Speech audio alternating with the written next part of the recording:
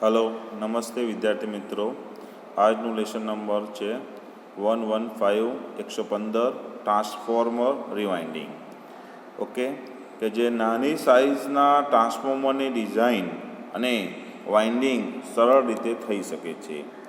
ઘણી વાર યોગ્ય રેટિંગનું ટ્રાન્સફોર્મર બજારમાં ઉપલબ્ધ ન હોય તો જરૂરિયાત મુજબનું રેટિંગનું ટ્રાન્સફોર્મરની ડિઝાઇન કરીને નવું ટ્રાન્સફોર્મર બનાવી શકાય છે.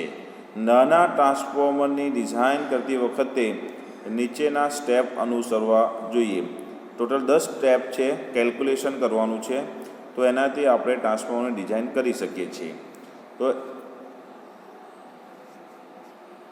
જે ટ્રાન્સફોર્મર જે છે, સપોઝ અહીં ઉદાહરણ આપેલું છે કે અહીંયા આપણે એક નીચે દર્શાવેલ માહિતીના આધારે ટ્રાન્સફોર્મરની ડિઝાઇન કરવાની છે કે પ્રાઇમરી વોલ્ટેજ E1 કેટલા આપેલા છે? 240. ઓકે, કે 240 વોલ્ટેજ E1 એટલે પ્રાઇમરી વોલ્ટેજ આપેલા છે. સેકન્ડરી વોલ્ટેજ E2 એટલે આપણે 24 વોલ્ટ આઉટપુટ મળવું જોઈએ. સેકન્ડરીનું જે કરંટ છે I2 એ આપણે 1.75નું બનાવવાનું છે. 1.75 એમ્પિયરનું આપણે આઉટપુટ કરંટ બનાવવું છે અને ફ્રીક્વન્સી 50 હર્ટ્ઝ છે. તો આપણે કેવી રીતે કેલ્ક્યુલેશન કરવું તેના વિશે આજે આપણે અભ્યાસ કરીશું. તો સૌપ્રથમ જે ટ્રાન્સફોર્મરનું આઉટપુટ શોધવું જોઈએ, કે જે ટ્રાન્સફોર્મરનું આઉટપુટ શોધવા માટેનો જે ફોર્મ્યુલો છે એ આપણને ખબર હોવી જોઈએ કે ટ્રાન્સફોર્મરનું આઉટપુટ VA અથવા KVAમાં હોય છે. VA અથવા KVA. VAનું ફૂલ ફોર્મ છે વોલ્ટ એમ્પિયર અને KVAનું ફૂલ ફોર્મ છે કિલો વોલ્ટ એમ્પિયર. કારણ કે ટ્રાન્સફોર્મરનું આઉટપુટનું જે છે ટ્રાન્સફોર્મરનું આઉટપુટ લોડનો પાવર ફેક્ટર પર આધાર રાખે છે. એટલે સૌપ્રથમ કેટલા VAનું ટ્રાન્સફોર્મર બનાવવું છે તે નક્કી કરવામાં આવે છે. એટલે કેટલા VAનું આપણે ટ્રાન્સફોર્મર બનાવવું VA તે શોધવું જોઈએ. તે નક્કી કરવા માટે નીચેનું સૂત્રથી મદદથી આપણે VA એટલે આઉટપુટ પાવર આપણે શોધી શકીએ છીએ. તો આઉટપુટ પાવરનો જે ફોર્મ્યુલો છે, આઉટપુટ પાવર બરાબર output voltage multiply by output current. તો આઉટપુટ પાવર એટલે એને P2 થી દર્શાવવામાં આવ્યું છે અને આઉટપુટ વોલ્ટેજ એટલે E2 જે સેકન્ડરીના વોલ્ટેજ એને E2 થી દર્શાવવામાં આવ્યું છે. આઉટપુટ કરંટ એટલે I2 તે સેકન્ડરીનું કરંટ દર્શાવવામાં આવેલું છે. અહીં આઉટપુટ વોલ્ટેજ જે છે એ 24 સેકન્ડરીના દર્શાવેલ છે દાખલાની અંદર અને કરંટ 1.75. તો તેનું મલ્ટિપ્લિકેશન આપણે કરીએ તો આપણને 42 VA મળે છે. એટલે 42 VA આઉટપુટ પાવર આપણને મળશે. ઓકે, તો પછી છે આઉટપુટ પાવર પરથી ઇનપુટ પાવર શોધવું છે. તો આઉટપુટ પાવર પરથી ઇનપુટ પાવર શોધવા માટે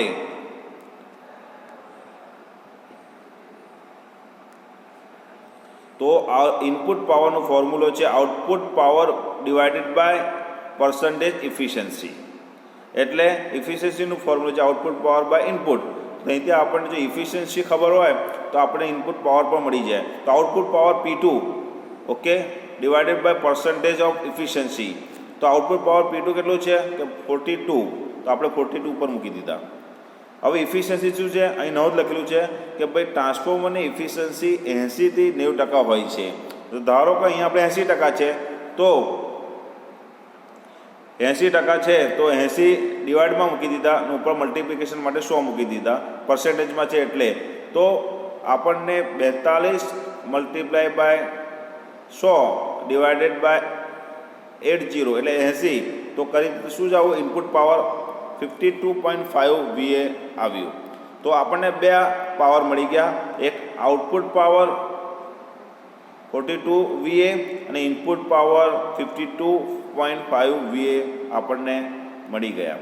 તો આ સૂત્રથી આપણને ટ્રાન્સફોર્મરનું આઉટપુટ કાઢતા શીખી ગયા. ઓકે, એના પછી જે છે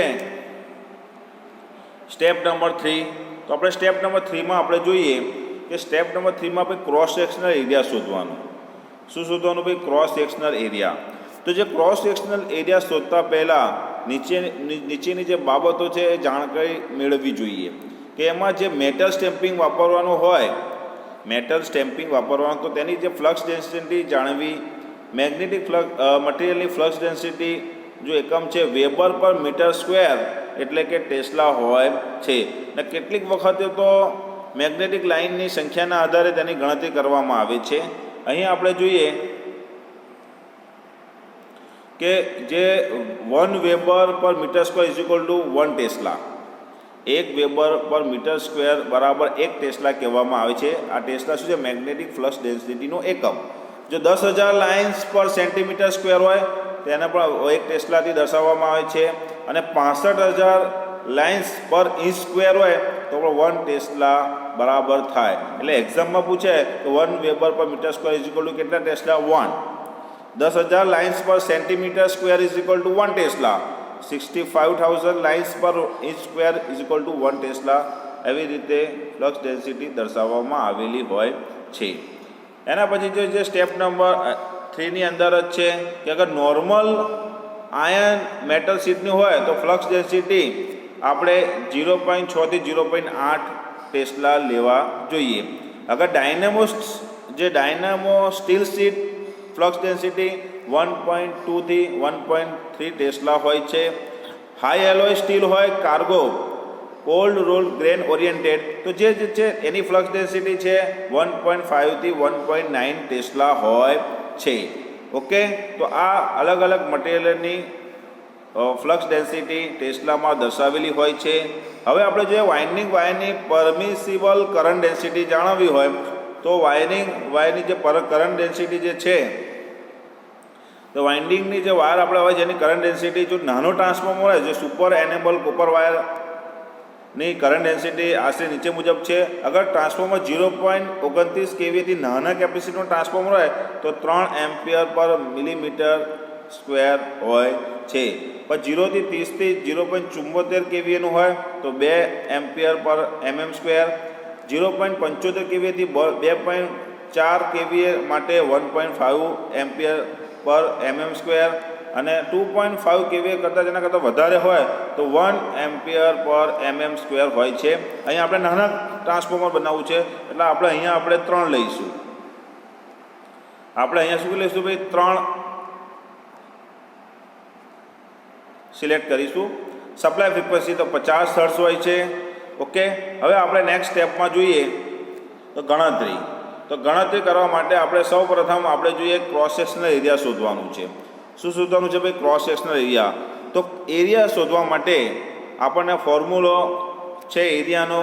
એરિયા ઇઝ ઇક્વલ ટુ 3.8 વર્ગમૂળમાં PI multiply by 10 upon B into F into S. જ્યાં એ શું દર્શાવે છે? ક્રોસ સેક્શનલ એરિયા સેન્ટીમીટર સ્ક્વેરમાં. PI શું દર્શાવે છે? Input power VA. B શું દર્શાવે છે? ફ્લક્સ ડેન્સિટી જે ટેસ્લામાં હોય છે. F શું દર્શાવે છે? સપ્લાય ફ્રીક્વન્સી જે હર્ટ્ઝમાં હોય છે. અને S શું દર્શાવે છે? વાઇન્ડિંગની જે વાયર હોય છે એની કરંટ ડેન્સિટી એમ્પિયર પર સેન્ટીમીટર સ્ક્વેરમાં.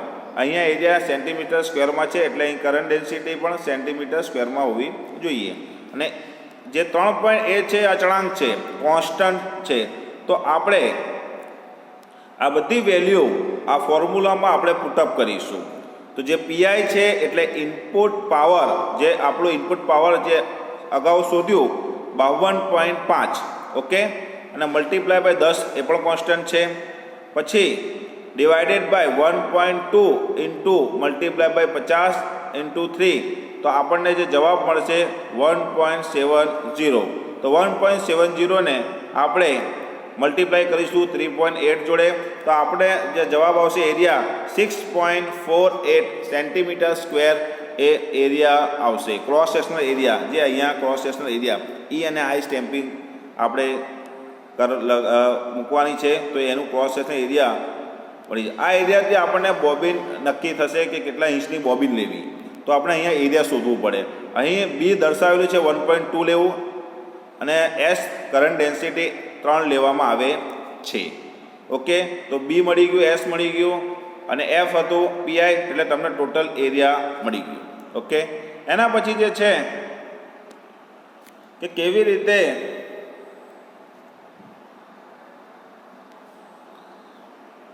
બોબિન પરથી જે તમારો જવાબ આવ્યો કે 6.45 સેન્ટીમીટર સ્ક્વેર 48 આવ્યું, તો આ કોષ્ટકમાં તેને જોવાનું કે alloy steel core cross section area, તો આપણો જવાબ પ્રમાણે 6.458 હતું, તો અહીંયા મેચ થાય છે 6.45, એટલે 1 ઇંચ આપણે બોબિન પસંદ કરી શકીએ છીએ. તો બરાબર, અહીંયા આઉટપુટ પણ દર્શાવેલ છે 50, તો જે જવાબમાં આવ્યું તો આપણું 42, એટલે સિમિલરલી 50ની આસપાસ છે, એટલે આપણને અહીંયા કમ્પ્લેટ પ્રોબ્લેમ સોલ્વ થઈ રહ્યું છે. તો 6.48 જે એરિયા આવ્યું, તો આપણે 1 ઇંચનું, એટલે ઉપરોક્ત જે ટેબલમાં દર્શાવ્યા અનુસાર યોગ્ય સાઇઝનું બોબિન પસંદ કરવામાં આવે છે. અહીં ક્રોસ સેક્શન એરિયા આપણે જવાબ હતું 6.48, તો તેથી તે અનુરૂપ બોબિન 6.45, એટલે 1 ઇંચની બોબિન તમે પસંદ કરી શકો છો, બોબિન પસંદ કરી શકો છો. અહીંયા 10થી લઈને 1000 આઉટપુટવાળા ટ્રાન્સફોર્મરનું આ એક ડેટા આપેલું છે. એના પછી છે કે આપણે કેવી રીતે ગણતરી કરવી, બરાબર. હવે જે સ્ટેપ નંબર 4 છે કે ભાઈ પ્રતિ ટર્ન્સ વોલ્ટેજની સંખ્યા શોધવી છે, કે ભાઈ પ્રતિ ટર્ન, કે એક ટર્નમાં કેટલા વોલ્ટેજ હોય, તો એને શોધવા માટે પ્રતિ ટર્ન ઉત્પન્ન થતા, એટલે એક ટર્નમાં કેટલા વોલ્ટેજ ઉત્પન્ન થાય તે શોધવા માટેનું પણ ફોર્મ્યુલો છે કે પ્રતિ ટર્ન વોલ્ટેજ શોધવા માટે E બરાબર 4.44 ઇન્ટુ બી ઇન્ટુ એ ઇન્ટુ એફ ઇન્ટુ 10⁻⁴ ઘાત, બરાબર. અને ઈએમએફનું એકમ છે વોલ્ટ, ઈએમએફનું એકમ શું છે? વોલ્ટ. તો આ ફોર્મ્યુલાની અંદર આપણે વેલ્યુ પુટઅપ કરીશું. તો 4.4 કોન્સ્ટન્ટ છે, બી 1.2 લેવાનું, એ એરિયા આપણે શોધ્યું 6.48, એફ એટલે સપ્લાય ફ્રીક્વન્સી 50 હર્ટ્ઝ, અને ગુણ્યા 10⁻⁴ ઘાત. તો આપણે આ ચારેનો આ જે છે મલ્ટિપ્લિકેશન કરવાનું, 4.44 ઇન્ટુ 1.2 ઇન્ટુ 6.48 ઇન્ટુ 50 ઇન્ટુ 10⁻⁴. તો જે જવાબમાં આવીશું 0.176 વોલ્ટ, એટલે એક ટર્ન્સમાં આટલા વોલ્ટેજ ઉત્પન્ન થાય છે. તો આપણે એનાથી પ્રતિ ટન વોલ્ટેજ જે મળી ગયું, પ્રતિ ટન ઉત્પન્ન થતા વોલ્ટેજ, એનાથી આંટાની સંખ્યા શોધી શકાય છે. જે સ્ટેપ નંબર 5માં છે કે પ્રાઇમરી વાઇન્ડિંગના કોઇલના આંટાની સંખ્યા શોધવી હોય, તો N1 એટલે પ્રાઇમરી વાઇન્ડિંગ આંટાની સંખ્યાનો ફોર્મ્યુલો છે, N1 થી દર્શાવવામાં આવે છે. તો પ્રાઇમરી વોલ્ટેજ ભાગ્યા પ્રતિ turn voltage, primary voltage divided by પ્રતિ ટન વોલ્ટેજ. તો પ્રાઇમરી વોલ્ટેજ કેટલું છે? E1 240 ડિવાઇડેડ બાય આપણે પ્રતિ ટન વોલ્ટેજ આ શોધ્યું તે મૂકી દેવાનું 0.1726, તો આપણને 1390 ટર્ન્સ જવાબ મળશે. N1 પ્રાઇમરી વાઇન્ડિંગ ટર્ન્સ આંટાની સંખ્યા. તો આપણે 10 આંટા વધારી લઈને આપણે 1400 આશરે તમે ટર્ન્સ લપેટી શકો છો, ટર્ન્સ મારી શકો છો. પ્રાઇમરી આંટાની સંખ્યા તમે આવી રીતે શોધી શકો છો. તો પ્રાઇમરી આંટા શોધવા માટેનું જે સૂત્ર છે પ્રાઇમરી વોલ્ટેજ ભાગ્યા પ્રતિ ટન વોલ્ટેજ. તો આપણે જે પ્રતિ ટન વોલ્ટેજ નહોતું, તો આપણે પ્રતિ ટન વોલ્ટેજ સુધી જે સ્ટેપ નંબર 4માં, પછી N1 મળી ગયું, તો N1 આપણે 1400 આશરે ટન્સ આંટા લપેટી શકાય છે. તેવી જ રીતે આપણે સેકન્ડરી વાઇન્ડિંગના આંટા પણ શોધવાના. તો એના માટે એ જ ફોર્મ્યુલો છે, સેકન્ડરી વાઇન્ડિંગ આંટાની સંખ્યા એટલે N2 બરાબર સેકન્ડરી વોલ્ટેજ ડિવાઇડેડ બાય પ્રતિ ટન વોલ્ટેજ. તો સેકન્ડરી વોલ્ટેજ આપણને 24 વોલ્ટનું બનાવવાનું છે, તો આપણે 24 મૂકી દીધા, અને પ્રતિ ટન વોલ્ટેજ આપણે શોધ્યા 0.1726, તો 139 ટન્સ આંટાની સંખ્યા મળી ગઈ. તો આપણને ખબર પડી ગઈ કે સેકન્ડરી ટર્ન્સ 139 આંટા, એટલે 139 આપણે રાઉન્ડ ફિગર કરી દીધે, 140 ટર્ન્સ સેકન્ડરીના અને 1400 ટર્ન્સ પ્રાઇમરીના લપેટવાના છે, વાઇન્ડિંગ કરવાના છે. એના પછી છે કે ભાઈ પ્રાઇમરી વાઇન્ડિંગનો ફૂલ લોડ કરંટ શોધવું છે. તો ફૂલ લોડ કરંટ એટલા માટે શોધવાનું કે આપણે કેટલા ગેજનો તાર યુઝ કરવાનું છે, એના માટે આપણને ફૂલ લોડ કરંટ ખબર હોવી જોઈએ. તો એના માટે I1 એટલે પ્રાઇમરી વાઇન્ડિંગમાં વહેતો current I1 is equal two PI/EI, એટલે ઇનપુટ પાવર ભાગ્યા વોલ્ટેજ. આપણને ઇનપુટ પાવર મળી ગયું ઇનપુટ વોલ્ટેજ મળી ગયું તો આપણને પ્રાઇમરી કરંટ પણ મળી જશે. તો ઇનપુટ પાવર જે છે આપણે પાવર પહેલાં સૌપ્રથમ શોધ્યું હતું 52.5 ઇનપુટ પાવર આપણને ખબર છે, ડિવાઇડેડ બાય પ્રાઇમરી વોલ્ટેજ 240 તો આપણને કરંટ મળી જશે 0.218 એમ્પિયર પ્રાઇમરી વાઇન્ડિંગમાં વહેતો કરંટ. તો આનાથી આપણને ખબર પડી જશે કે કેટલા ગેજનો તાર યુઝ કરવો. એના માટે કોષ્ટકમાં જોવું પડશે. તો કોષ્ટકમાં છે જે જવાબ આવ્યો હશે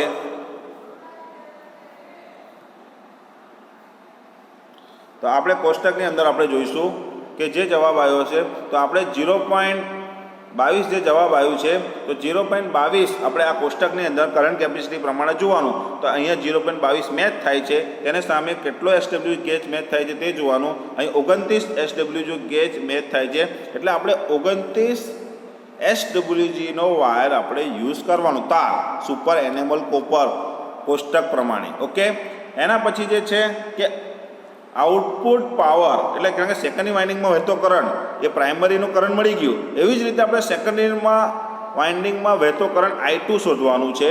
તો I2 શોધવા માટે જે ફોર્મ્યુલો છે I2 = P2/E2, જ્યાં P2 દર્શાવેલું છે 42 જે આઉટપુટ પાવર આવ્યો હતું સૌપ્રથમ શોધ્યું હતું તે. ઓકે, એના પછી વોલ્ટેજ સેકન્ડરીના 24 તો 1.75 એમ્પિયર એ જે સેકન્ડરીનો કરંટ છે. તો એ સેકન્ડરીના વાઇન્ડિંગમાં વહેતો જે ફૂલ લોડ કરંટ આપણને ખબર પડી ગઈ. હવે એ સેકન્ડરી વાઇન્ડિંગનો આપણે તાર શોધવાનું, કેટલા એસડબ્લ્યુજીનો વાયર યુઝ થશે તેના માટે ફરી આપણે કોષ્ટક જોઈશું. તો ફરી કોષ્ટક જોઈશું, તેની અંદર આપણને ખબર પડશે. એ કોષ્ટકની અંદર તમે જોશો અહીં સેકન્ડરીનું કરંટ બતાવ્યું છે 1.75. ઓકે, તો કોષ્ટક પ્રમાણે આપણે જોઈએ 1.75 કઈ આગળ મેચ થાય છે તો જો અહીં 1.50 બરાબર 1.50 એટલે 75થી નજીક છે, 1.75 નજીક 50 છે. તો આપણે 20 એસડબ્લ્યુજી ગેજનો વાયર આપણે સેકન્ડરી વાઇન્ડિંગ માટે યુઝ કરીશું. ઓકે, તો આવી રીતે આપણે ટ્રાન્સફોર્મરનું આપણે વાઇન્ડિંગ કરીએ છીએ. તો એ પ્રમાણે આપણે કરી શકીશું. Thanks for watching my video.